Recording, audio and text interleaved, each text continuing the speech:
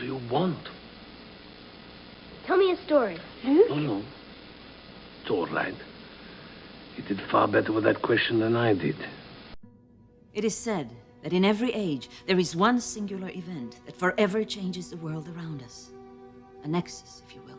It is said that the future is always born in pain. The history of war is the history of pain. If we are wise, what is born of that pain matures into the promise of a better world, because we learn that we can no longer afford the mistakes of the past. But in the pain of that war, a future was born. A future that would one day have a name whispered on 100 worlds. A final refuge for dreams. And our last, best hope for peace. Babylon 5. To the future, my old friends. Prepare to jump to normal space? The year is 2245. Earth battles 100 alien planets in the rush to conquer space. But it's not a perfect world. Humans are the bad guys. Fire at will, I repeat, fire! Watch In the Beginning, the first ever full-length Babylon 5 movie. See the 2-hour world premiere Sunday, January 4th at 8. And don't miss the series starting Monday the 5th, exclusively on TNT. You have transmissions holding. Patch incoming signal. Full audio and video decode. Purple files accessed. What you are about to see has never been shown to anyone outside the Grey Council.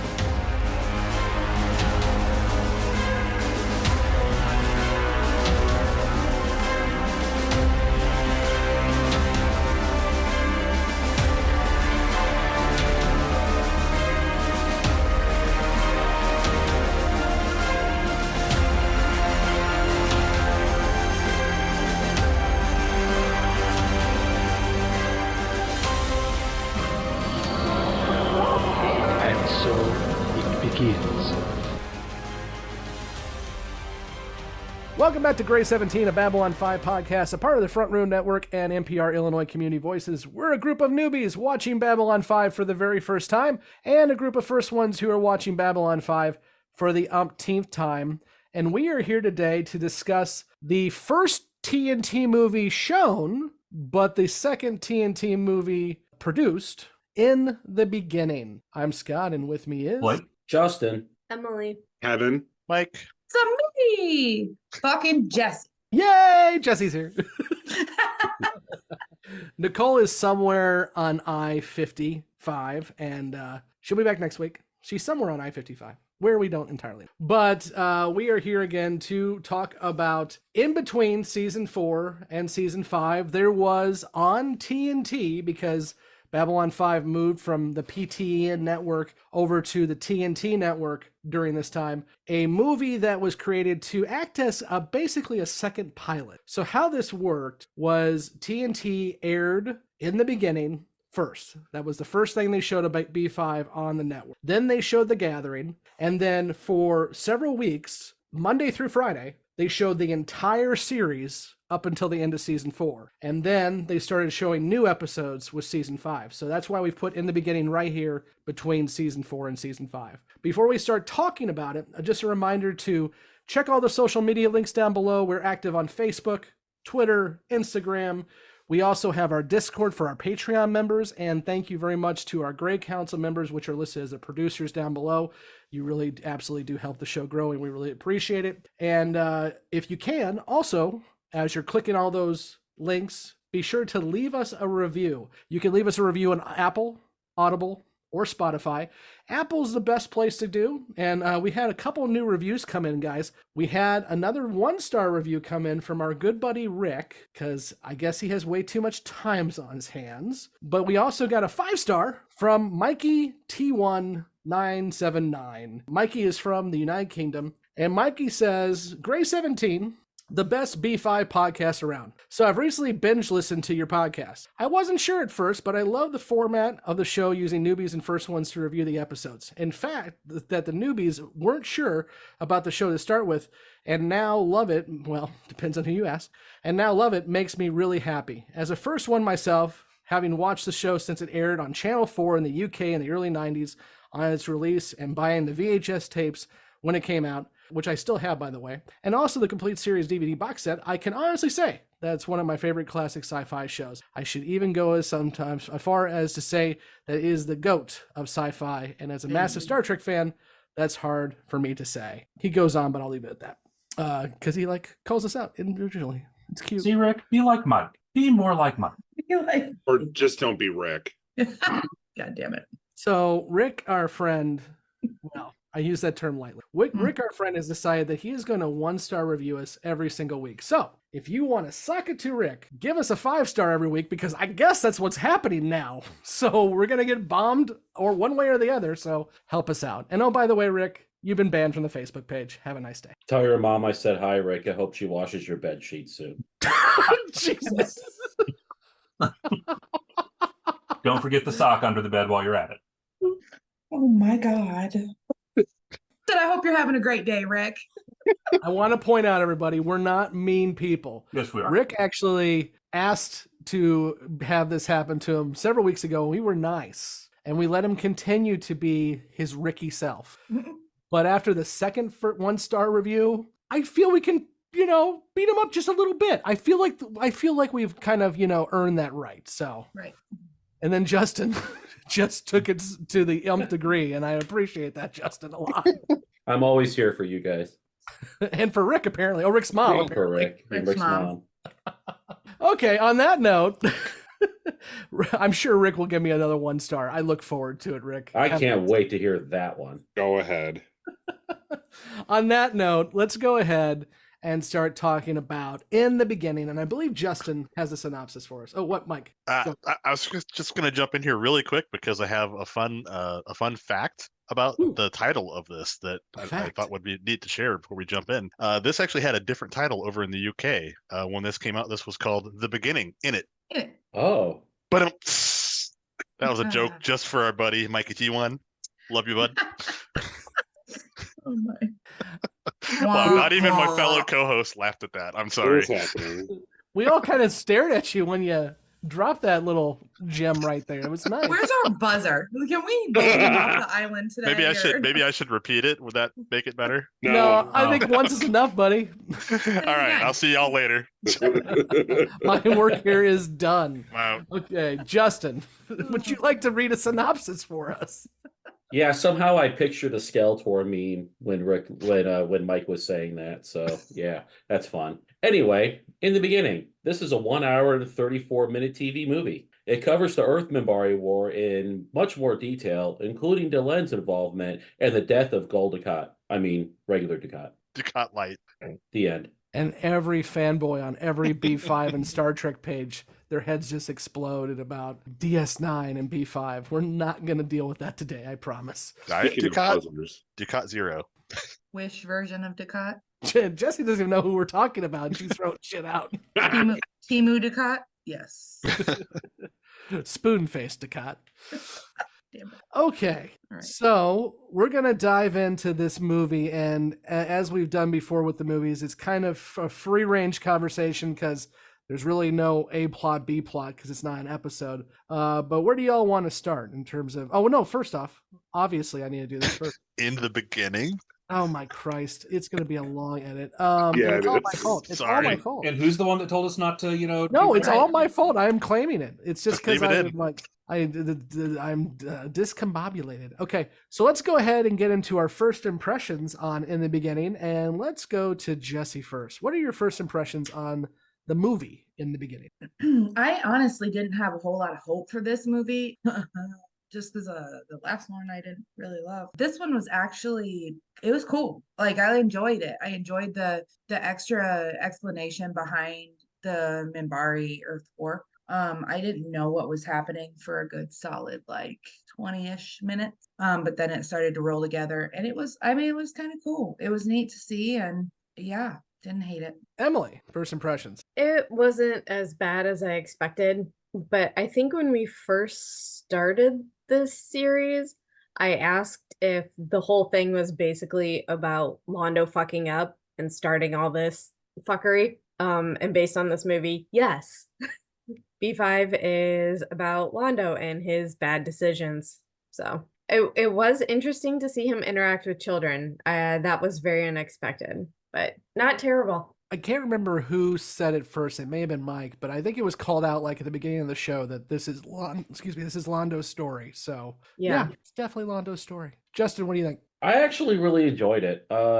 I think it was really interesting to finally get kind of the whole story of the Minbari War to begin with, and I like how they kind of tied it in with other episodes that we've seen, like Atonement and War Without End. And one question I kind of had that maybe you guys can answer for me is, did they film all of this from scratch, or did they use like a lot of unused stock footage to kind of fill in some of these scenes? Because it feels like we've seen some of this before in previous episodes, so I kind of assume it's like stock footage.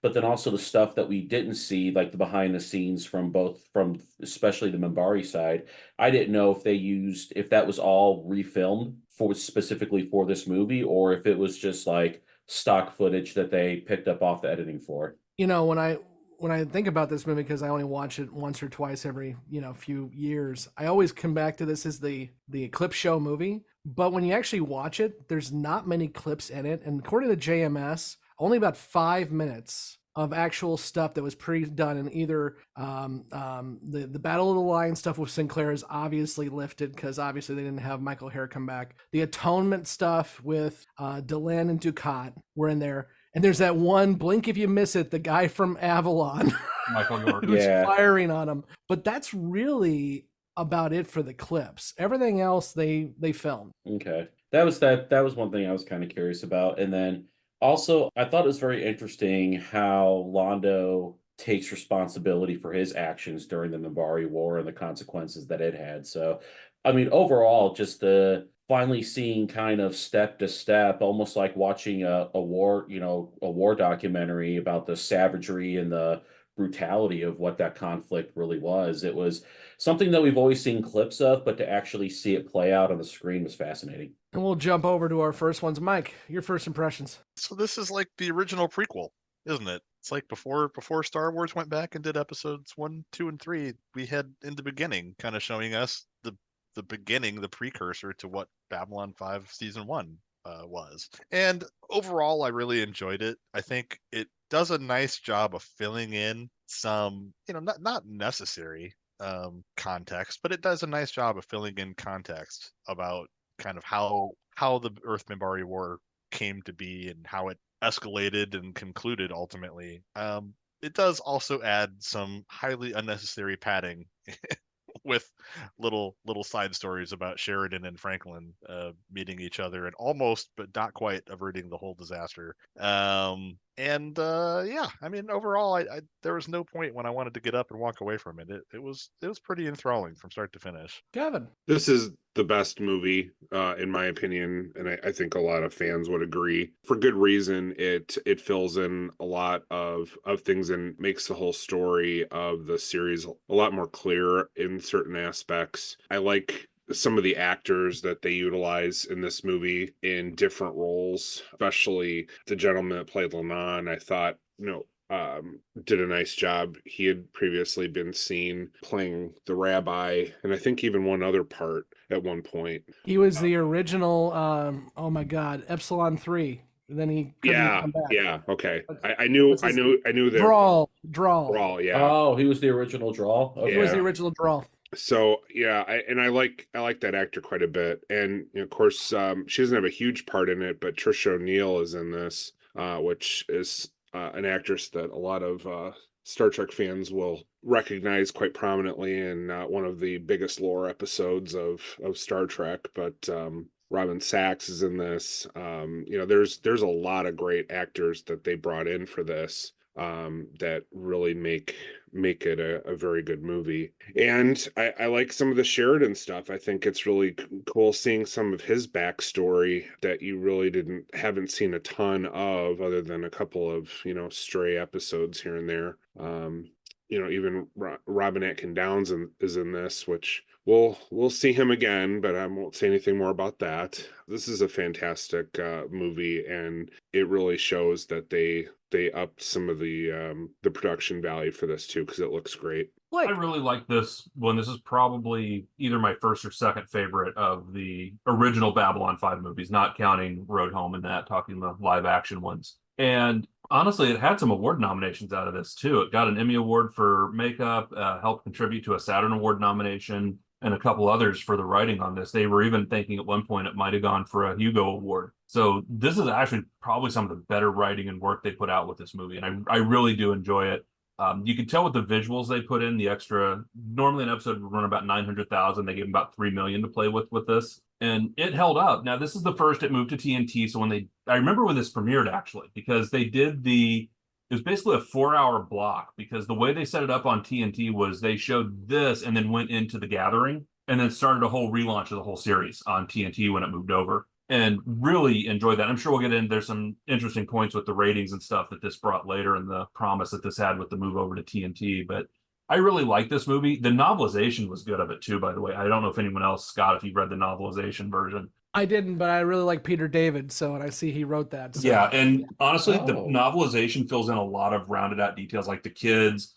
It goes back to Knives, the guy that Londo killed in Knives. They were actually his grandkids, or related to him somehow. So it really pulled in those pieces from there. It expanded even more in the novelization. So I would definitely say Justin or some of the other newbies, check the novelization out if you can find it. If Peter David wrote it, I'll definitely give it a read. And that actually makes sense that you say that, Blake, because I was wondering why that lady and those kids were there. And if it's all related to the guy from Knives, it makes perfect sense because Londo promised him he'd take care of his family. So that again answers actually a question I had. So that's great. Yeah, and that's kind of a known thing in the side canon, whether you read the novel or not, that's Ursa Judo's or Jodo's or whatever his name is, kids. Not kids, because it's like 20 years in the future. So like his daughter and his grandkids, basically. Yeah, something like that. Mm-hmm. Okay. Which, even Londo is still being his usual Londo. He's doing some positive things while he's being his usual Londo. But no, I mean, I did a couple months ago back, I was on the Intergalactic podcast with Mike over there, not our Mike, but a different Mike. And I did the ranking of the B5 movies, and I said this was my favorite, and it still is. I think its quality is much higher than Third Space, the other one we've seen. I really enjoy how JMS kind of weaves a story that can be a pilot, and a lot of people say that when you start watching B5, you should start here. We didn't do that with you guys because it does give a lot away, specifically about seasons 1, 2, and 3, but it also gives you a little bit away of 4 when talking about what happens with Sheridan. But even JMS says he would probably have people watch this first. So I like how he kind of weaves the story together. He gets a lot of different stuff in there that we've already seen, but as has been said already, he also puts in some stuff that we didn't know about, like the potential peace that could have happened, the fact that Londo is the reason why it got as bad as it did, and the fact that Jakar was involved too. That's the kind of stuff that only if you've watched the whole show does it really make sense, and also kind of ties stuff back. And I do like that it also absolutely ties into War Without End, with the Delenn and Sheridan in the prison too as well,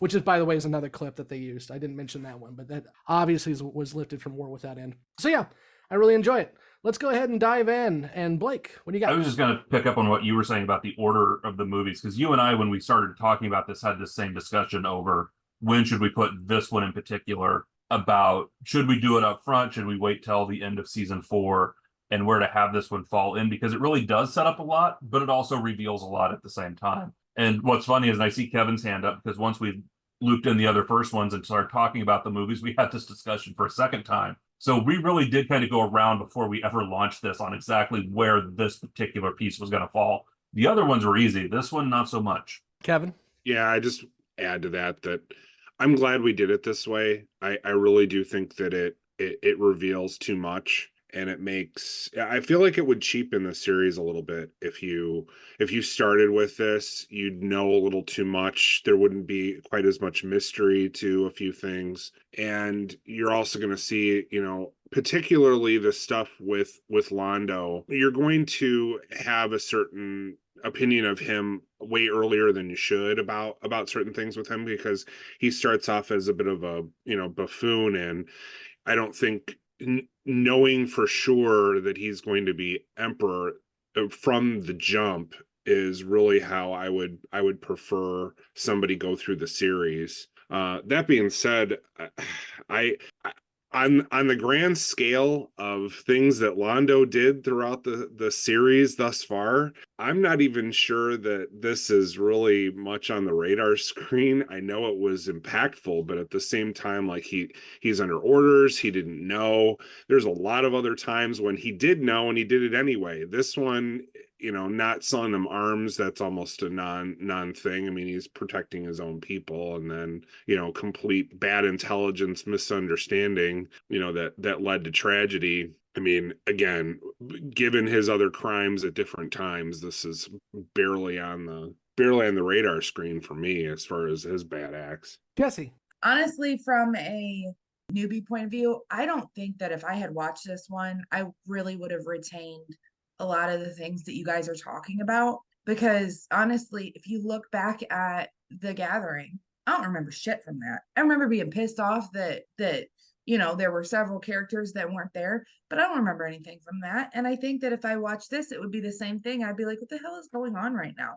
Who are these people and what are the fuck are they talking about? So, I mean, I can see why you would want somebody to watch this, because it does give that backstory to a lot of the things that go on through, the first several seasons. But I think either way it would have worked. So yeah, and I also to what you all are talking about, I continue to agree that watching this first, to Jesse's point, I get that too, but I still think that there's some stuff in here that just does better when you've watched the first 4 seasons. Like, I think if you watch Londo, as he's coughing into his handkerchief, he brushes the keeper with his shoulder because he's trying to get drunk, as we know he tries to do, because we saw War Without End. So he actually brushes the keeper, and you don't see it, but that's just going to be a move he does, unless you know from watching War Without End that's what he's got on him. The same thing, I like the little stuff, like Ivanova having one earring, and if you go back and watch the show now, she wears one earring the entire show. So it's this little stuff like that you would not catch watching this first. Justin. I was going to actually, kind of along the same lines of what you were saying, Scott. When I first watched that scene, I'm like, okay, so this is how her brother dies, for one.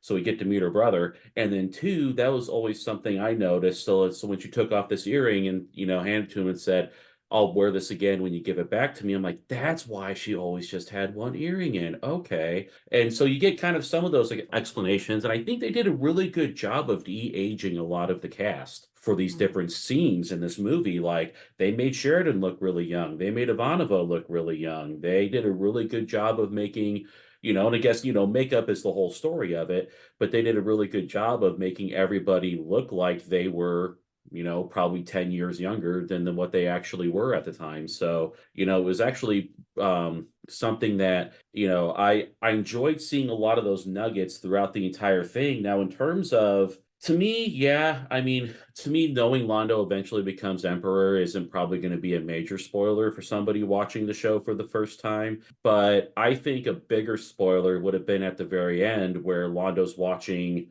Delenn and Sheridan, and they're saying, well, they end up, he basically tells the kids, well, they end up together. And then he's watching them and they're talking about their son. So then you can watch the entire series basically knowing that Sheridan and Delenn end up together and they end up having a kid. So I think that's bigger in terms of spoilery than Londo being Emperor of the Centauri. One thing I kind of noticed at the end of that scene, though, when the girl's asking, well, are they going to live happily ever after? And he's like, well, that's yet to be seen. And then he's watching that scene. I'm like, oh, this is directly out of War Without End Part 2. And God, that's chilling than what he told that little girl. Like, that was like, oh, he did some good things in that and taking responsibility. But like you said, Scott, still being very Londo. I'm going to toss over to Blake because we actually just talked about some de-aging in our Beyond the Rim segment a few weeks ago. So I'll have him bring that forward to the not Beyond the Rim now. During a Comic-Con in Phoenix, there was a whole 25th anniversary panel with the cast, and Claudia Christian told a story about this one, where they were casting this movie, and she went in one day and they had all of these pictures of younger actresses laid out that they were trying to look at for the younger Ivanova. And she basically is like, no bullshit, I'm going to be Ivanova. and said, "Oh, no, you look too old to be the age that would." She went and got a picture of herself from when she was that age, took it in, and it was identical. They did not de-age Claudia to do this. She took in the picture and showed them that she could pull this off. So really, it was the change in hairstyle. Other than that, that was just straight. Give me a bob cut and a second earring, and she's good to go. Yep. Yeah, I was so sad her hair was so short. Yes, hated it. I thought she looked great. I do not miss that hairstyle decade. I thought she looked great, but I like shorter hair, so I guess it's just personal preference. Well, I mean, she's beautiful no matter what, but Right. I'm just not a fan of that hairstyle on anybody. I do like how they filmed her though, because even the camera angle is looking down at her a little bit to make her seem like she's younger. Looks smaller. Yeah. So I mean, we're saying de-aging because, well, we're used to 2024. There ain't no de-aging in 1990. So like, hey, let's put a little bit more makeup on Bruce to make him look a little younger. Let's film Ivanova to where Claudia, where she looks like she's 16 years old. I mean, that's the kind of stuff they're doing, and it works. So this is directed by Danny Vehar, who we've talked about. Danny or Michael? Sorry, Michael Vehar. It's Michael Vehar. So this is directed by Michael Vehar, who we've talked about many times. Is the one director I think on this entire B5 series who you can kind of spot his work the easiest, because he's the guy that likes to play with weird angles with his camera work and get real creative. And so I think that was a really nice touch. I caught that too, how in all those scenes with Ivanova and her brother, it's kind of being shot from the security camera in the corner of the rooms point of view to try to make them look smaller. It actually makes me think that the actor that played her brother might have been a legitimate giant just to sell it a little bit more. Yeah, to sell it more. How'd he fit in the Star Fury? Kevin, what do you got? It is a shame that they weren't able to use Claudia Christian more for this one. She was barely in it, but there's really no way to work in her character more than they did already. JMS did get called out for that. It's like, you got a movie, why don't you have the whole cast there? And he's like, most everybody gets maybe 10, 15 minutes tops, because you're going through so much stuff that you've got to kind of move quickly. So, I mean, I think Delenn gets the most, but even she is only there for about half the movie. We could always debate what the biggest spoiler would be if you watch this first, and no one would be wrong. But I think the biggest spoilers do have to do with Delenn. Yes, the relationship with Sheridan would be one big thing, but just knowing her part in the beginning of the war throughout, and you'd feel very differently about her character.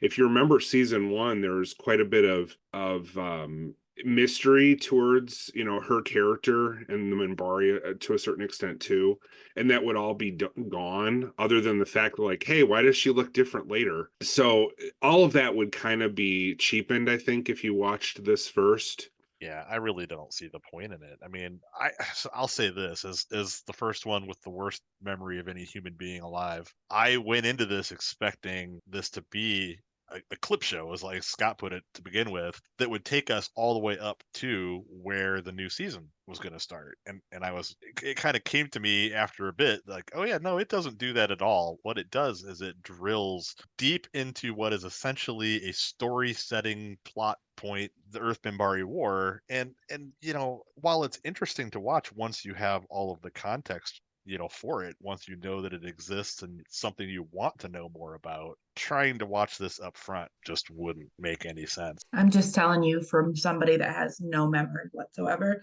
I would have been fine watching it first. Same. I've already forgotten most of what we've watched so far.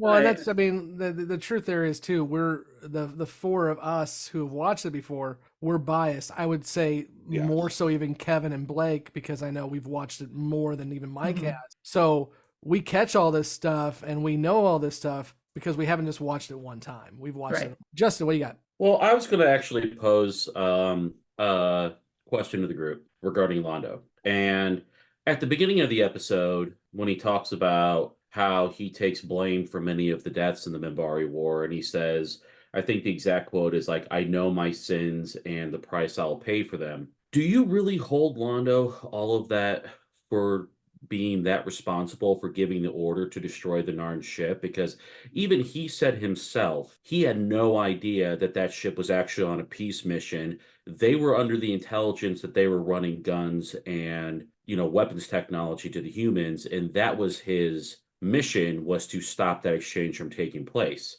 Like when he was sitting there and once he explained kind of his role in the whole thing, and I was sitting there thinking, you know what? I really don't hold Londo responsible for that because there was no way for him to really know. So I was just kind of curious if anybody else kind of agrees with Londo that his hand's covered with blood, because I really don't think it is. At least not for that reason. Jessi. Yeah.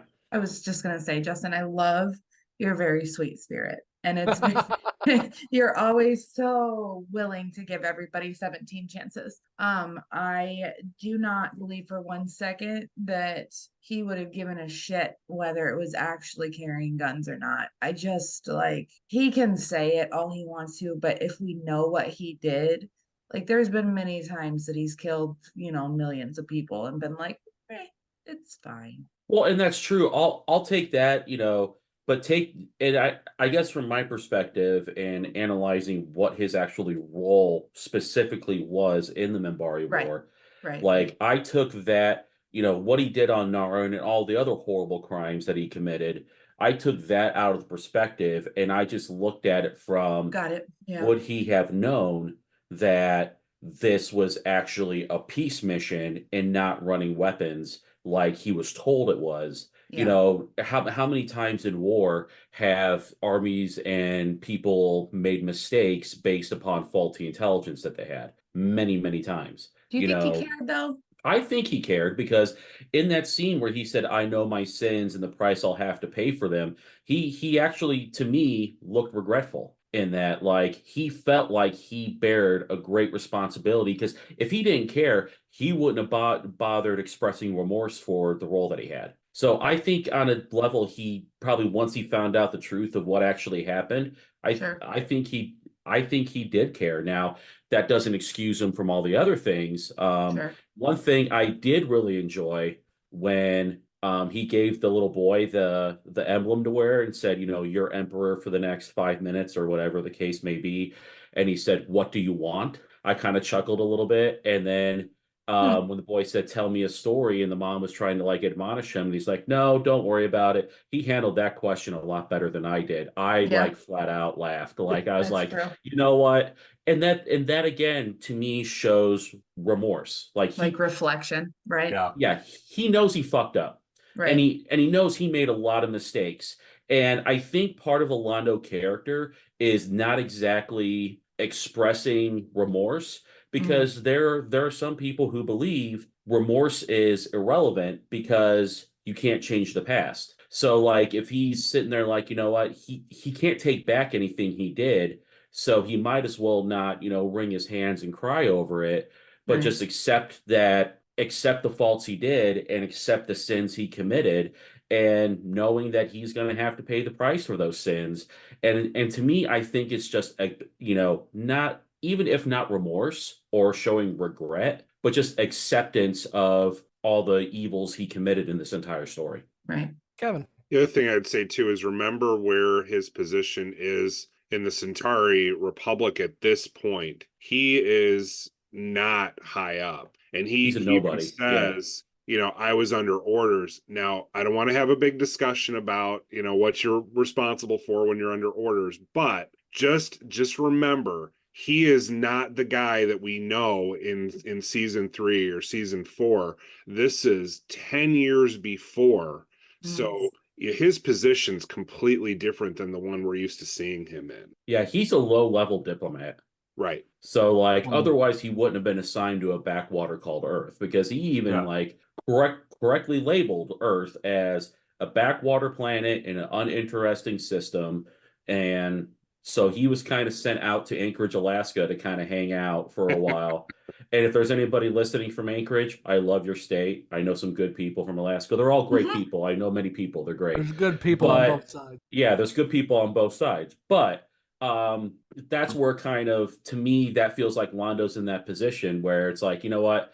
I'm stuck in this backwater planet of these primordial apes and have to make the best of it. Well, and Londo even, because there was that scene in season 1 where there was kind of a flashback, and that was Londo with, why am I being punished? Like, it was not an assignment that was worth having. He was sent there because they just didn't want to deal with him. I like to think that Londo screws up even more in the 10 years because he also thinks that B5 is completely a punishment. So, maybe Earth is like this rung, and then he does something else to get him about 3 more rungs down before it's all said and done. Mike, what do you got? Yeah, not to, I guess, drill into this point, but we were raising the question of, why would Londo care? And I guess I kind of thought through this myself watching it, because it was surprising to me when he said, I didn't know that there was a secret peace talk potentially going on, and that's what I was doing it for. So I thought to myself, like, why would he care whether he, sent them on this mission to blow up the Narn cruiser or not? And,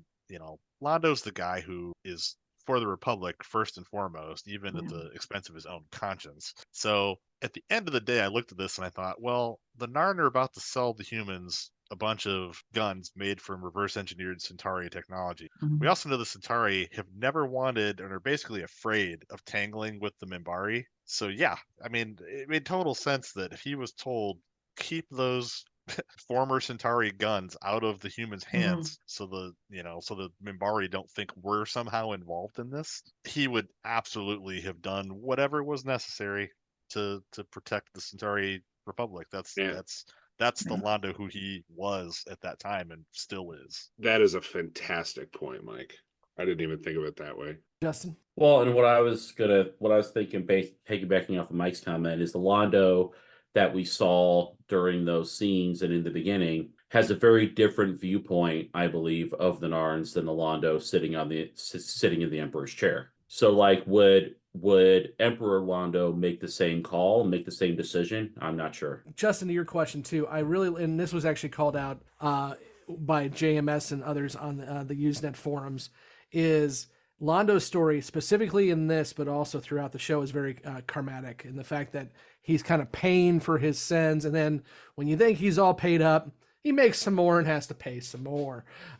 So I do like that throughout this process, you get, to what was just said, you get the Londo of 10 years before the gathering, but then you also get the Londo 19 years after where we've seen him right now. And I do love the fact that through all of this, it's all been mentioned, he sees Centauri Prime as his other wife, and he's always cared for her and done everything for her. But what you don't understand, unless you've watched War Without End Part 2, is when he is toasting Delenn and Sheridan, who are in prison at that very moment, and he's saying, to the future, my friends, you know that he's going to let them escape, and that he knows Jakar is there, and that he is getting drunk to kill himself through Jakar. We know that because we saw that with him strangling Londo. So in Londo's mind, he is toasting a future that he will not be a part of finally. And I think he truly believes that a future without Londo is a better future. And that's why he's toasting to the future and to his friends, because he's saying, I'm out of here, and now hopefully you can fix the shit. It's especially a better future for the Centauri without Londo, because they won't have an emperor with a keeper controlling, I don't want to say everything, but enough. Yeah. Long live Emperor Veer. Which we've seen already. Veer picking up that same thing the kid had. Veer picks it up. So, I mean, it's as much as you can dog on Londo, at the end, at least the end that we think we've seen so far, at the end, he's making the right choice. And that is a choice to free his people and free himself. Mike. Yeah, so segueing off of that then, the thing that I really appreciated and simultaneously lamented. I really appreciated that we got to revisit old Jakar. Old mustache twirling, villainous, petty douchebag Jakar, who was prepared to jump in when the Centauri let the humans down to really stick it to the Centauri. And then the part of that that's the flip side for me is the fact that we didn't get to see old Jakar in this movie at all. And I really wish that he had shown up at some point at the end to kind of once again like cement that bit of timing between this movie and War Without End Part 2. I completely agree with you, Mike, and I love that we get old Jakar, but I do think you get a little sprinkling of the Jakar to be, because just his excuse is like, look, we already were slaves. If we all die anyway in this process, we're still free.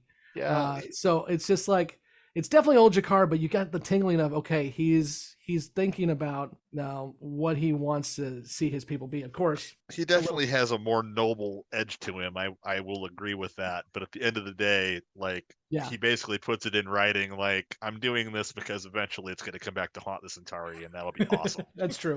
I think if you look, because to Blake's point, when this was first aired, and I remember watching it too that night because I was excited that TNT had it taken over, is of all the characters, I do think Jakar makes the most easy transition from in the beginning to the gathering. Because when you see Jakar, he's kind of the same guy. Everyone else is a little different, especially Delenn with a different makeup. But the transition's a little easier with Jakar. Jessi, what do you got? I think just seeing the old Jakar, even as old Jakar, because I have all the backstory of Jakar, I still had I think a little bit more grace for him. Like, I still thought, like, okay, well, I see why you were who you were, but like, I'm still willing to, I guess, forgive it, which is kind of weird because, in the first season, we were all like, Jakar's a fucking asshole. Like, what, F this guy. And now, like, Jakar holds a very special place in my heart.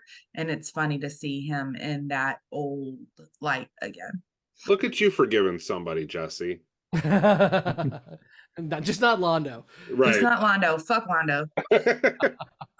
Justin. Well, and I guess to me, I guess you see a little bit of the noble Jakar in this because he's perfectly happy to go along with this peace mission and try and help find a way to end the Minbari War. Now, is he doing it for his own reasons? Probably. Like, to me, it's screams that, and even what the God, I can't remember who actually said it, that Jakar is just doing this in order to help build a closer tie between Narn and Earth. But I think that, yeah, he may be doing it for his own reasons, but the fact that he's put himself at great risk in order to help bring an end to the war still shows a little bit of nobility, even in old Jakar. Yeah, that's a good point, Justin. And we don't know at this point if Jakar is a part of the Kari, the leading force of the Narn, but he's definitely got to be like a high-ranking official.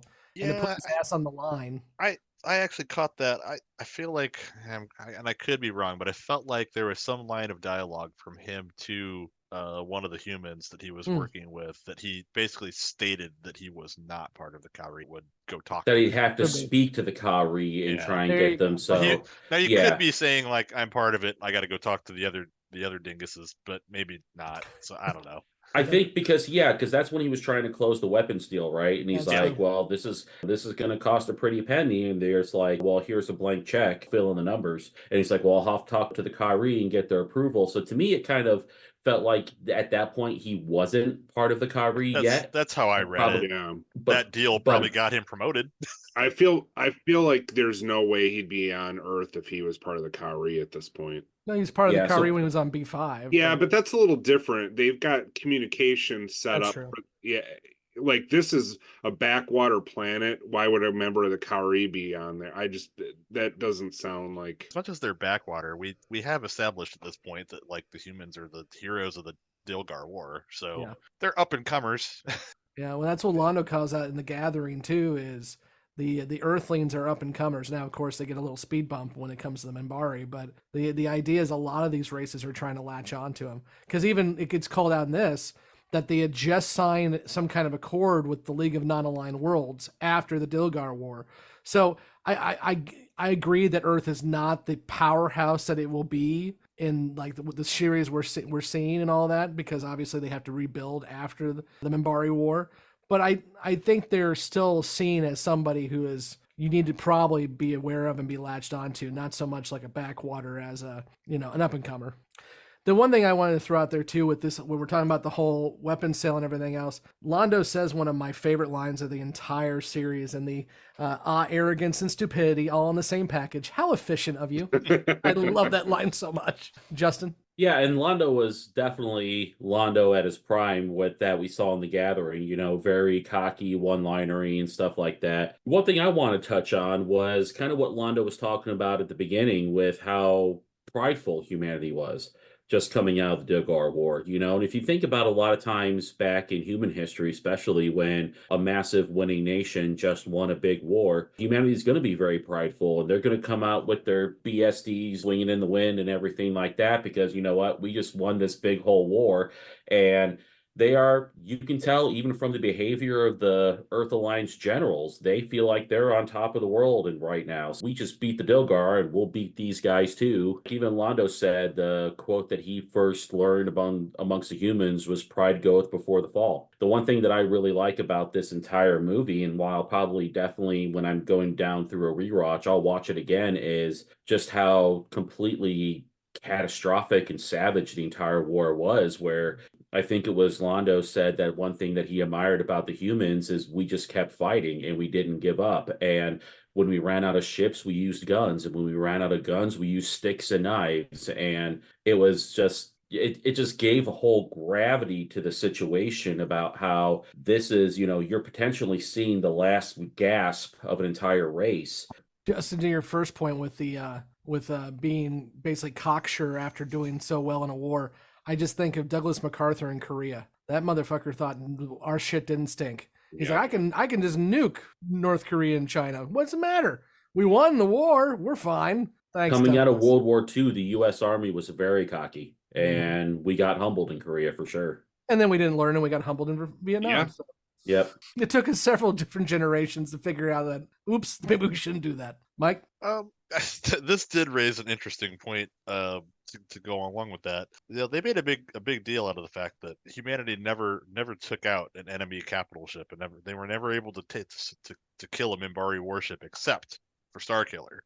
And they also then in this movie pointed out that it took 2 years for the Minbari to make it across the universe to Earth, to the Battle of the Line, and I don't understand how or why it would have taken that long. Yeah. That was discussed too, and take it or leave it, but here's JMS's excuses on it. One, and also you see that another ship takes out a capital ship by ramming it. Yeah. JMS says, well, that's not a victory. And the whole point is Starkiller Sheridan has a victory because he survives. But also, I think it's what he says and what is the dialogue tries to say is the Minbari were not going full on towards Earth. They were trying to weaken the Earthlings as much as possible, picking them at different points. And like even the whole Sheridan thing, when we hear about Sheridan fighting off the capital ship, the Black Star, I think it's what's called Black Star or Dark Star, whatever it was. That's in the solar system. That's in the asteroid field around our in our solar system. And of course it then takes longer for them to come to Earth. So it gets drawn out a little bit, and I don't know if the dialogue helps it enough to kind of explain that away. Well, it's interesting because if even if it doesn't feel like it entirely makes sense, it does actually put a little bit of color on the Minbari side of it, which we hear a little bit of too from characters like Delenn about basically how bloodlusty the Minbari got. They were playing with their food, and to that end, you know, their bloodlust got out of control, and they fought and fought and fought until the point that by the end, a lot of the Minbari weren't really convinced that they were that into it anymore.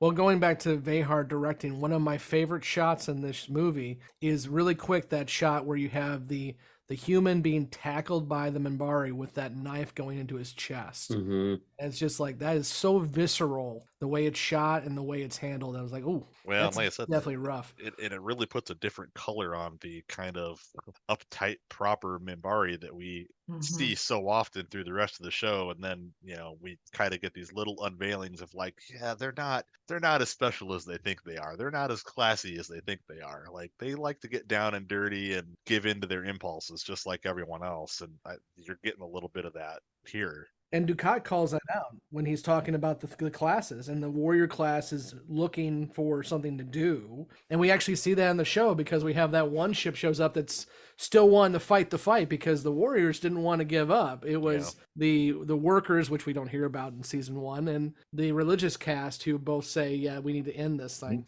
Justin? Well, and the that whole scene that I thought was actually very good as well, with that, the one-on-one hand-to-hand combat between that Minbari and the human soldier, was just illustrating Londo's point of, for all of the technology of two spacefaring races, at the end of the day, the entire conflict devolved back to spears and swords. It's at the end of the day, you're still killing another living being, and it just illustrates the savagery of it all. Like, it's war, as it said, war is hell. Oh boy, this is so timely, because as we're recording this, it's been 1 week since the Fallout TV series just concluded, which, if you haven't watched it, it's fantastic. Good. It's I need to go good. back and watch. I need to watch it. And there's the famous line in Fallout is war never changes. And here you have two advanced spacefaring races stabbing each other with knives. The way they get that quote into the series, by the way, Mike, I won't talk about it, but damn, chef's kiss. That is the best video game adaptation I have ever seen. If you definitely one of the top two. Yeah. And Justin, your point, another good show that kind of gets to the visceral nature of, like, you can be pew pew in space, but you're still just killing another sentient being. It only lasted for a season, but Space Above and Beyond is a that was a great series. Yeah, it was also it came out from Fox, so of course Fox canceled it early, so it really ends on a cliffhanger. They never do that. R.I.P. Firefly. Right. This was well before Firefly. This actually came out when B5 was still a thing. But was it 98 or 99 when Space came out? Yeah, for those listening, if you go check it out, I think you can catch it on YouTube now. But it's a very good show that was only in one season, but same idea.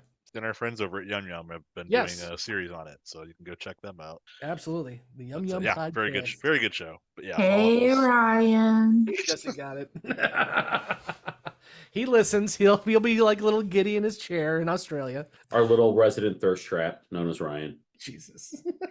So we kind of mentioned him a little bit, but I want to pivot a little bit to Sheridan. And the reason why I want to do that is I dogged on Sheridan a lot in season 4 specifically, and how kind of annoying he was in cases. Not as much as Emily dogged, but I dogged too. I have no idea what you're talking about. I absolutely love Sheridan. He didn't annoy me at all. I wasn't hoping he'd accidentally fall out the space lock. Sure you Don't you talk about Balin like that. That's Sinclair.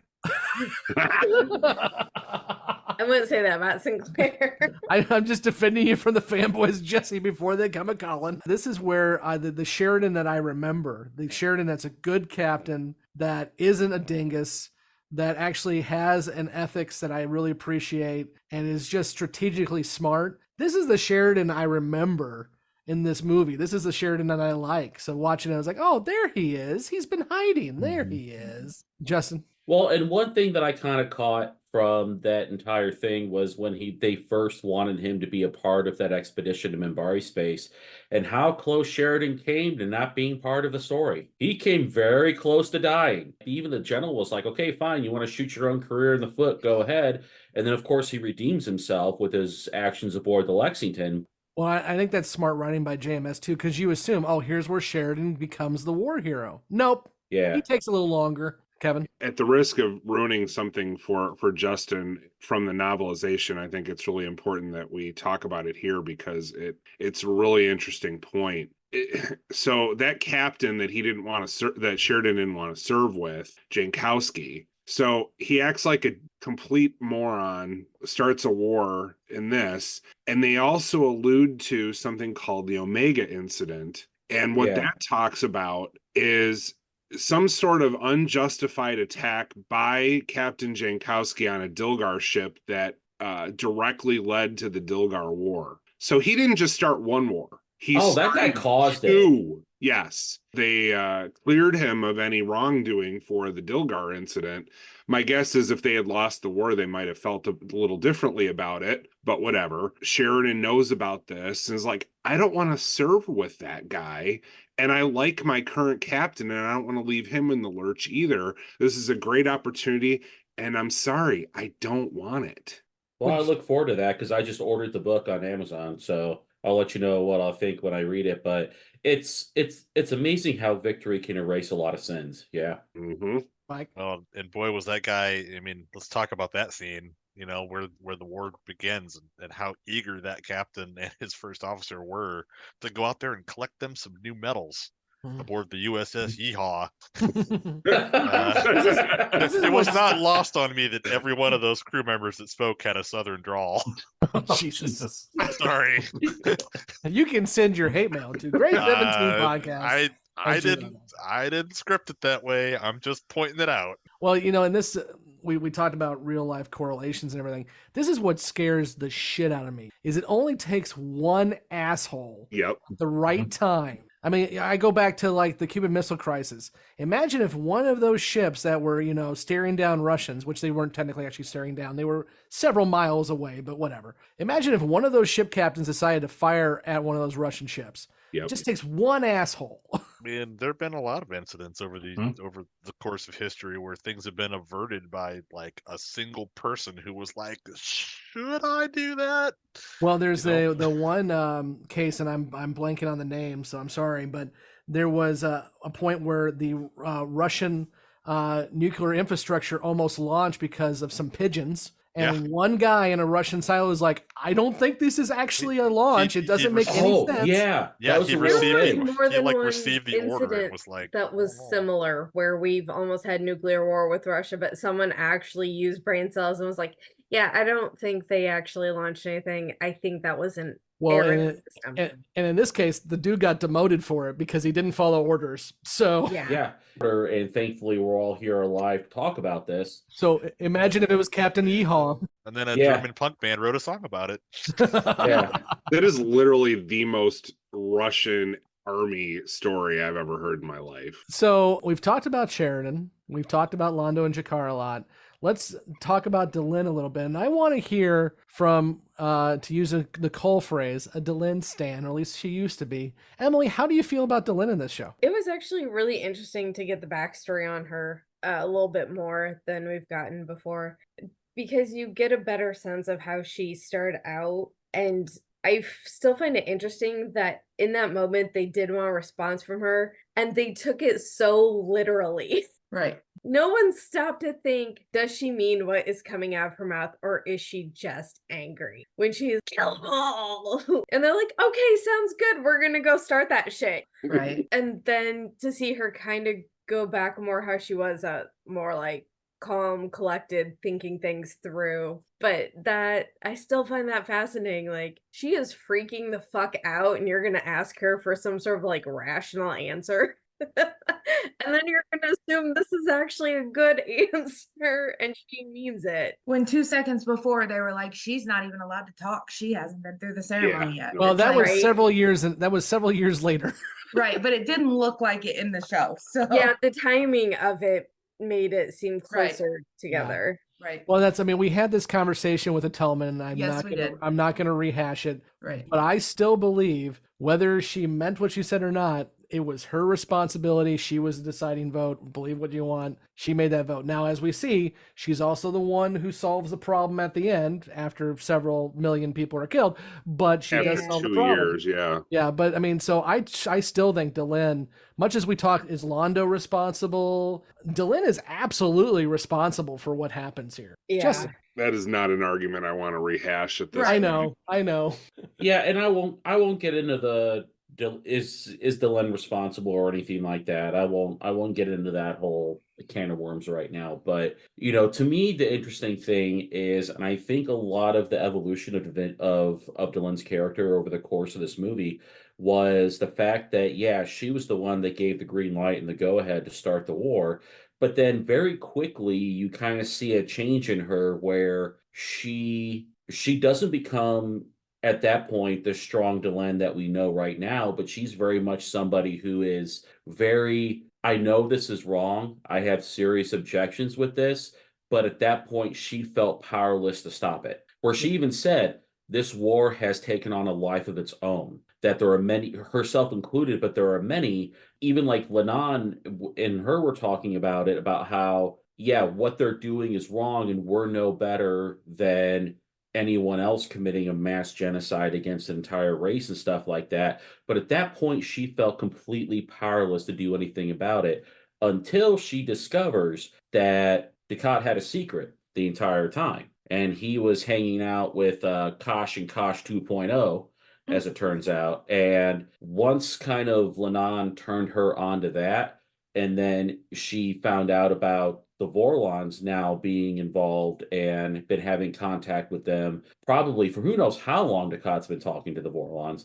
I'm glad you brought up the whole Kosh and Olkosh. That, of all the stuff that, like, oh, we've seen this, we know how this happened. If you've watched the series, that's the one I think that is actually a reveal for everyone watching, that the Vorlons were that engaged from the beginning, especially the fact that we see both Kosh and Olkosh together. And we do know that Ulkosh becomes the ambassador to Minbar and Kosh becomes the ambassador to B5. So it all kind of ties together a lot with that. So I love that little nugget that if you've watched the show, it does pay off something that you haven't seen before. Blake. Just to pick up on the discussion about Delenn and the kill them all moment, I'm going to start this discussion over with this one. I don't think you can throw this all on Delenn, because this is where I get into where I don't like Atonement. This is the part where I get into why I did not like Atonement, was because it puts the focus on Delenn, but leaves out, I think, a whole bunch of the backstory and the rest of the story with it.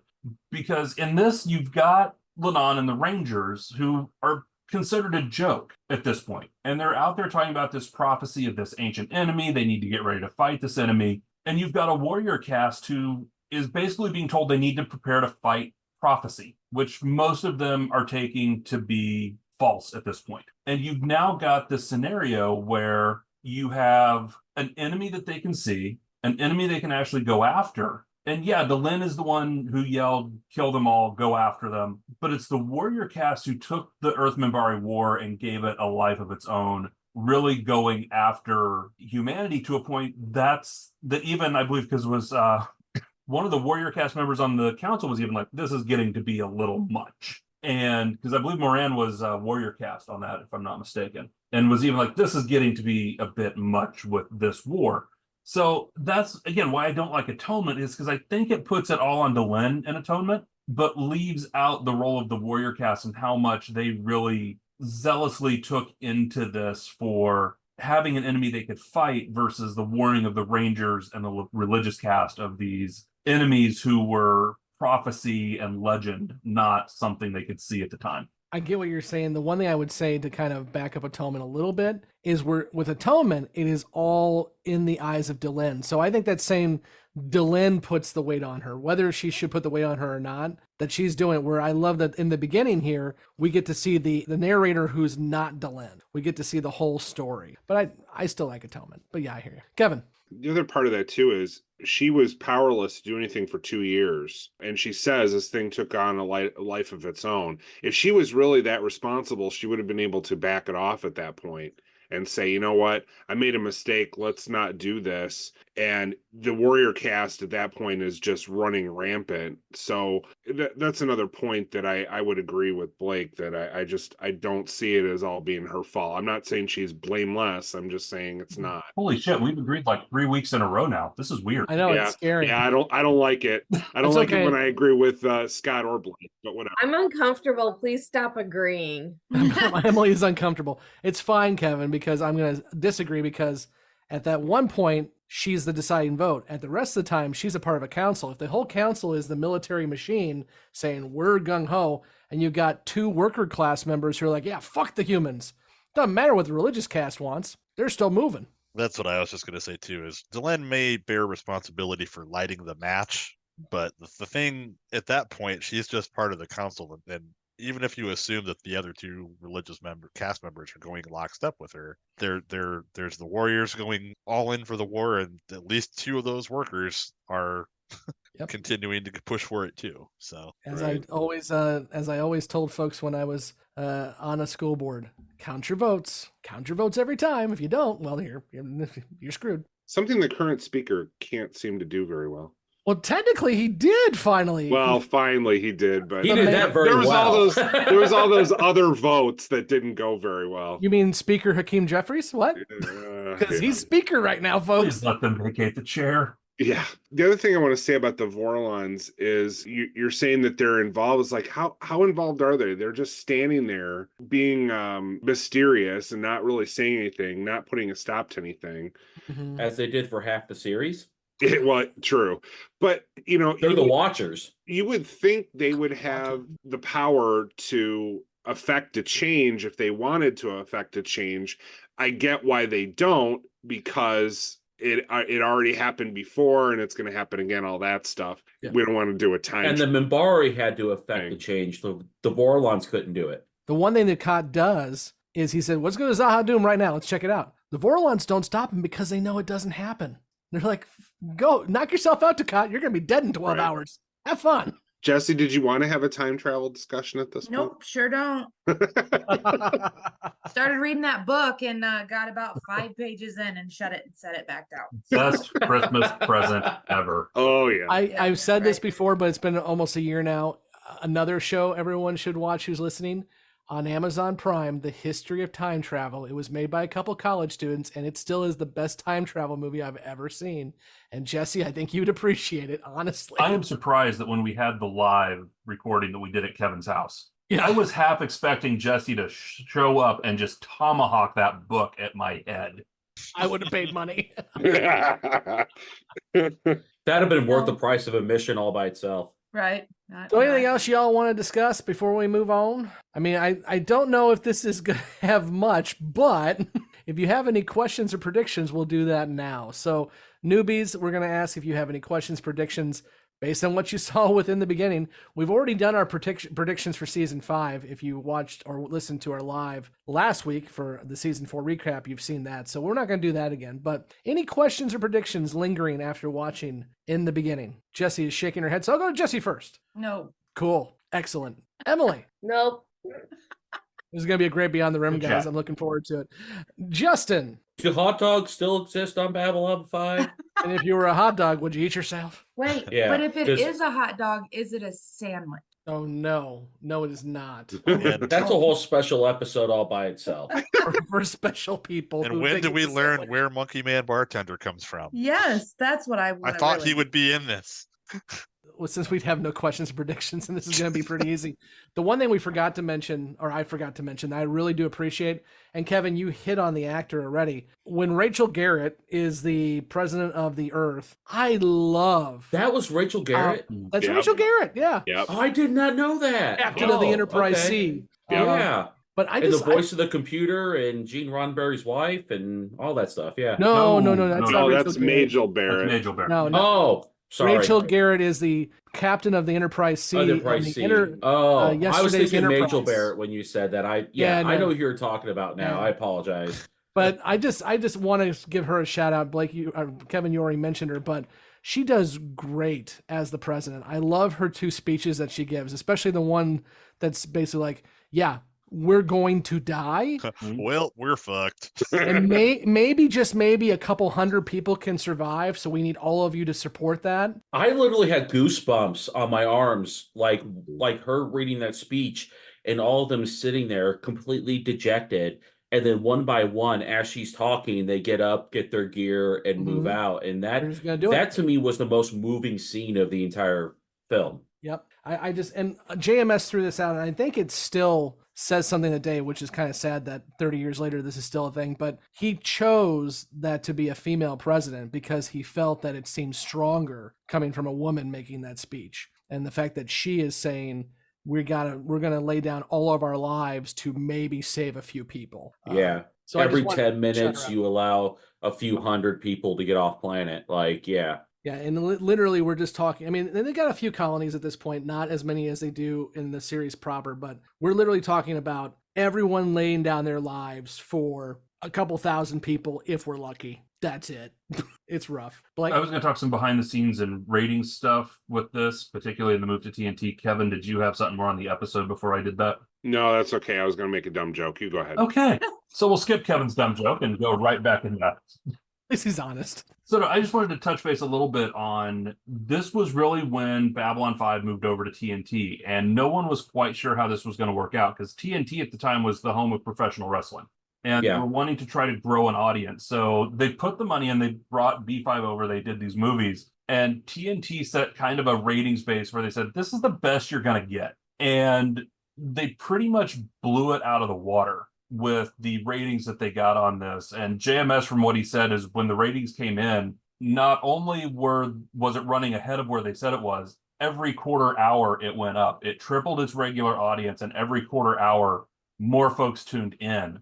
So this just kept building the audience. It really set TNT up to have this audience come in. And then somewhere they decided to mess with it, because then it started getting with the preemptions, with trying to use wrestling.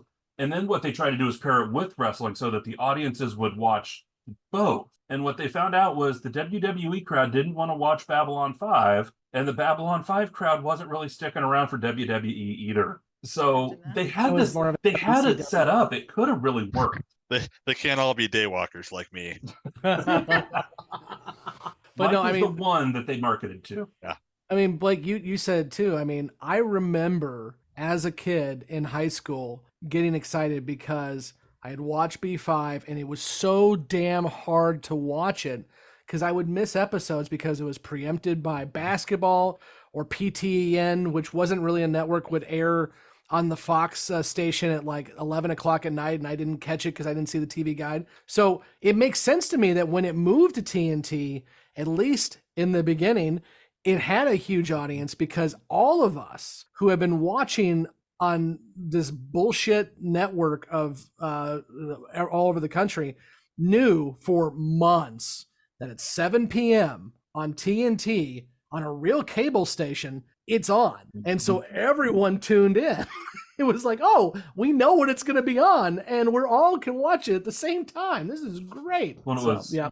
And so they did this in '98, and it wasn't that long after this that, because Sci-Fi Channel passed on getting B5 when they went shopping it for season 5. Sci-Fi Channel passed on it, but it was 2 years later when they shopped another movie, which we'll get to after the series. But Sci-Fi picked it up at that point for the rerun rights. Why Sci-Fi never jumped on it in 98, 97, 98 is baffling. Yeah, I still think sense. I still don't think, I mean, yes, in a couple of years, Sci-Fi will become the Sci-Fi we know before it's sci-fi. I still think Sci-Fi is such a relatively new network that I don't think they had the money for it. They were backed by Scripps, though. They had the money. Well, but we talked about this earlier. Their first real scripted show came out like 6 months to a year after B5 moved to TNT. So we're still on that cusp. And don't forget, TNT is Turner. They got the Turner money, especially back in the late 90s. That's a really good point. That man paid for Gettysburg, dude. He can pay for anything. Yeah, I was just looking to see, like, the first real Sci-Fi Channel original series that I remember was,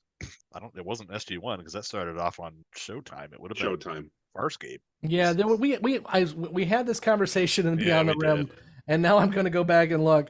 That was 99. So yeah, I think the first like real scripted. Blake, you're right. It's right on the cusp, but I still think Sci-Fi Channel, which was a spinoff of USA, still didn't have the real money that TNT brought with Turner. I just think it was, and also JMS did flat out say that there were some higher ups at TNT who were B5 fans, and they put their necks on the line to do this, which is why, to Blake's point, when In the Beginning and The Gathering, because they aired back to back, did so well in the ratings that they were, as JMS put it, dancing in the streets because it paid off. Now, how it goes, we'll discuss, but these movies will lead to a season 5 that we were not supposed to get, and they will lead to a spin-off series, which we've alluded to a couple times now. But and other movies. Well, another part for the Sci-Fi thing, because I was just looking at it too. At that point, they had a 50% stake was owned by Paramount Viacom, and there's probably a good reason Paramount was like, yeah, fuck this.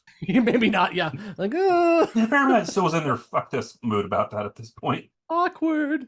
The other thing on that too is, Blake, did you just kind of say that we have to watch that Sci-Fi movie? Is that what you just said? We'll talk about it later, because I'd rather not. I said we'd talk about it. I didn't say we'd watch it. Okay, good. Just throwing it out there. We would talk about it. I never said anything about watching. I need some elaboration when you're done.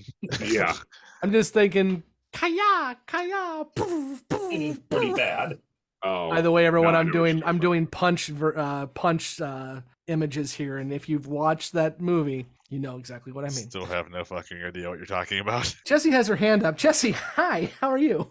Hi. I have a question. The fact that it's taken me 4 fucking episodes or 4 seasons to get to this point, kind of concerns me. But okay, so Scott and Mike were friends from high school correct? Yeah. At the time that B5 came out. Yes? Yeah, but we didn't talk B5. Okay, well, that's fine. That's true. I Yeah, 'cause understand it why was- you two watch the same show. How the fuck You think? how did we get to a point where you and Blake are at MIG and are like, hey, by the way, I used to be a Babylon 5 freak. Hey, me too. And Kevin joins in like, yeah, me too. How the fuck did we get 3 people 20 years after all of this happened? No.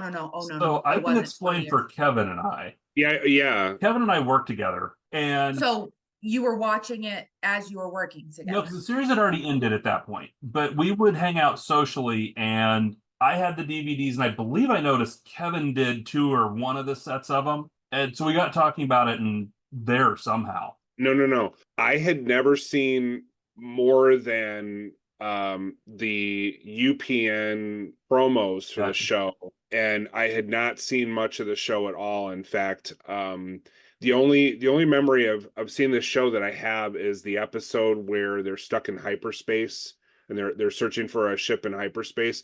I remember I probably had that episode trailer on one of my TNG VHS tapes that I taped myself. Yep. I didn't know a lot about the series, but Blake, you talked me into watching the series at that point. So I did not watch this organically in the 90s. I watched this probably 2001, 2002, somewhere in there. It would have had to be after the DVD release, which I don't know exactly what year that is, but it was right in there. So to be fair, it was not 30 years. It was like 10 years when we all met. Yeah. Ish. How the hell did we get from Scott to Blake? Because you two were like the driving factor of, hey, we got to get all of our friends to watch this show. How did you get there? Because we were nerding out one night, like, hey, that's a good show. Yeah, I mean, we were nerding out, and it turned out we both watched it in the 90s. Yeah. And you have And to much understand, Jesse, as we've both said, Scott and I have talked about doing this Right. podcast. Right. It's at least years. 2017, 18. yeah, because remember, just much as Kevin and Blake worked together, Blake and I worked in the same office years later. So Okay. we saw each other daily as well. And then 20 years later, here me and Emily and Justin are. You're all welcome. Well, and how that came to be, in case we haven't talked about it, is I literally put out a call on Facebook and said, hey, friends, who wants to do this? And you all, I remember. You assholes signed up. It seems like 100 fucking years ago at this point, but I do remember that. It was this time 2 years ago. Yeah. Well, and how I ended up getting involved is because Kevin and I were roommates in college, and then Blake I guess Blake was kind of a third roommate to some degree. So like the 3 of us would sit around and hang out a lot and watch TV, cook burgers on the grill, drink. Blake would violently vomit all over my kitchen. I mean, good times were had by all. Jesus. But He's not wrong. Hurricanes. Oops. Only happened once. Blake and Kevin kept talking to me about this series that they were watching called Babylon 5. And I think, Kevin, you were kind of in the midst of watching it, but I didn't really express any super interest in it or anything like that. And then there were kind of times over the years, both Blake and Kevin would be like, dude, you need to watch Babylon 5. And I'm like, I've got other things going on in my life right now. And then finally, when Scott posted that on there, and then Blake and Kevin are like, hey, yeah, you should do this. I'm like, yeah, okay, fine. I'll finally do it. After it literally took about 20 years of Kevin and Blake bugging me to watch this fucking show in order for me to sit down and watch it. I kind of regret that I didn't do it sooner, because this is probably one of my favorite series of all time. And Justin, I'm just going to say, I've only ever projectile vomited twice in my entire life, and both times your wife was present. Ex-wife.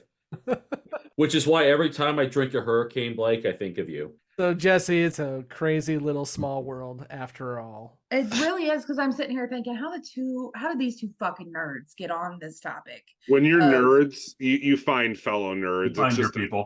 Here I am, right? Like, I get it, but I just wondered what bar this happened in. I do like that you assume that Mike and I talked B5 in high school.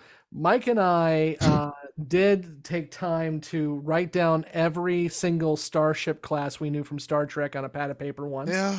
And then we went over to a buddy's house and we recorded, before podcasts were a thing, Mike, you may not remember this, we recorded just an audio story we made up about dilithium crystals and stuff. We recorded an audio show that I don't think exists anymore. Fucking nerds. I love that. Cocaine's a hell of a drug. The funny thing is, I was friends with them at some point during some of this. Right. I knew none of it. And I know that you three, right, knew each other, but you're a newbie. So I was like, well, she clearly was not watching the show, but was putting up with their shit anyway. So this is true.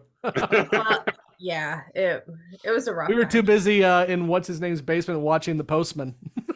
Oh my God. That sounds like a story time for a later day. Yikes. Yeah.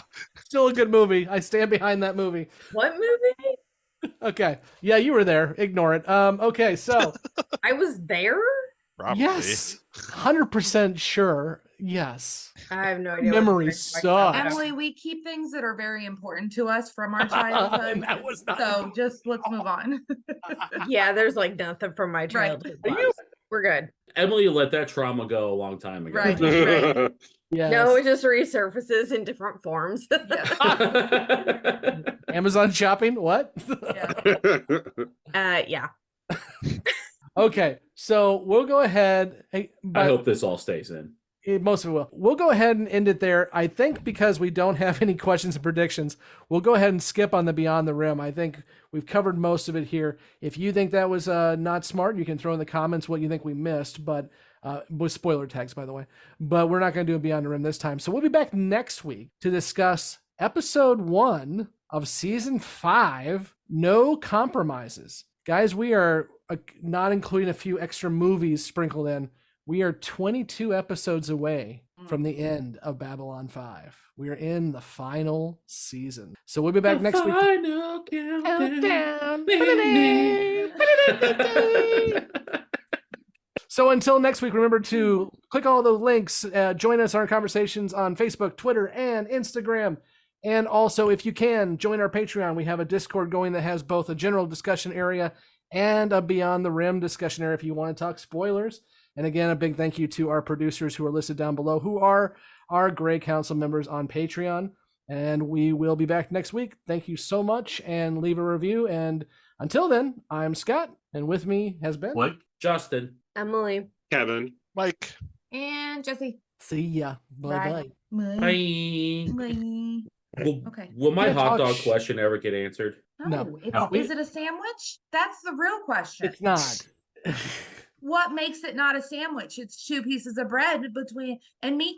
Technically, it's 1 piece of bread with a slit cut in. Yeah, it's the connective tissue. Yeah, unless you get If ballpark. that's it, then suddenly it's a sandwich. Yeah, if you break it in rip the half bun like a in sick half, son of a No, bitch. then it's a defective bun. That's is a ballpark taco a buns. sandwich? That's the real question. Well, and then Oh, there's taco's a like, if taco. you've ever gotten a hot dog from Freddy's, they come on this like weird mutant rectangle. It's like a loaf of bread that they've cut a slit down. It's fucking weird. The sandwich. Hot dogs are white trash tacos. I might have eaten 2 before we came to record tonight. Don't consider anything with a bun a sandwich, and I'm just weird that way. Well, takes Well, out. hamburgers That's what are makes you sandwiches. weird. No, Kevin. Yeah, Hamburgers are sandwiches. no, yeah. How not in Kevin world. They're not. What are they then? Kevin World's kind of not? fucked if you haven't noticed. What is a burger then to you? I'm literally just throwing shit out there. Christ on a crutch. Okay. No, All I'm right, actually bye, going to guys. go with Kevin on this Christ, one. we're on a crack, it would be- No, hold on. I need answers. What would you consider a burger if it's not a sandwich? I don't know. It's its own Burger? thing. I think a sandwich has Not to a sandwich. It has to be sliced bread. Oh, fuck. You slice the bun in A half. bun is sliced bread, But, bro. but what about bro? like, yeah, but then there's like ciabatta bread and stuff. Like, Now I want to Yeah, pee. no, if it's a bun, it's not It's a over now. I can sandwich. just cut this whole fucking thing off. I don't have to edit No, it. leave it in. This has to be our outro. This has to be our outro. Serious? Yeah. Yes. I But want they're to talking know about the what thing. I think Not a he's gonna sandwich. find something a lot more interesting from our discussion just now to have an outro for. But If you're still listening, the word is hot dog's a sandwich. It's not a word. The phrase is hot The dog's a secret sandwich. phrase. The secret word is hot dogs are not a sandwich. Blah, blah, blah, blah, blah. Hey, that's like if Leave your you're calling comments collect. below. We had a baby, it's a boy. God, that commercial. And make sure to leave all of your hot dog pictures for Jessi. Oh, No, Dude, I Rick, don't want to see your hot no. dogs. no. No, Rick, no. No means And that's no. how Jessi got bombarded with dick pics. Have a good night, everybody. It's pretty. He likes to color them, not to No, see it's them. pretty clear that he wants to send those dick pics to John. Yeah. Yes. Exactly. He probably Okay. already has. Remember that meme of all the hot dogs hitting that girl in Yes. the face? That's what I picture that's right exactly now. what Yeah. my inbox is about to look like. Actually, a really good YouTuber. Oh, okay. Yeah, and on that note, I'll bid you adieu. Good night. Good night. Go get that mushroom, Jessi. And Nicole missed this. Oh man, she's gonna be pissed. We didn't talk about Sheridan and Delenn enough for Yeah, who Nicole. gives a shit? It's fine. I don't either, but Nicole will. Oh, shit. Good times had by all. Oh, fuck. Aren't you glad you were here, Blake? Come on. Sure. Another quality discussion here at Gray 17. I don't know what thing you were watching, but I thought it was fantastic. Me too. Thank you for listening to Gray 17, a Babylon 5 podcast.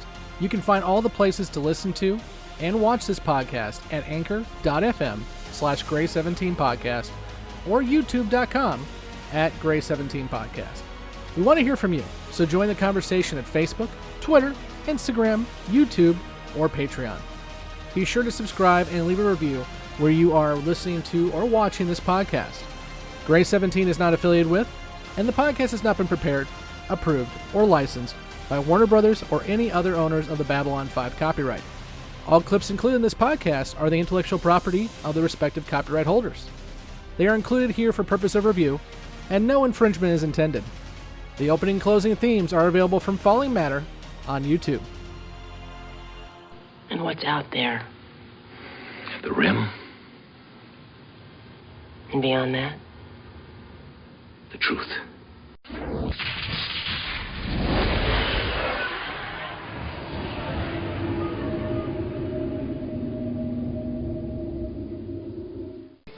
Arrogance and stupidity all in the same package. How efficient of you. Are you still here? We have always been here.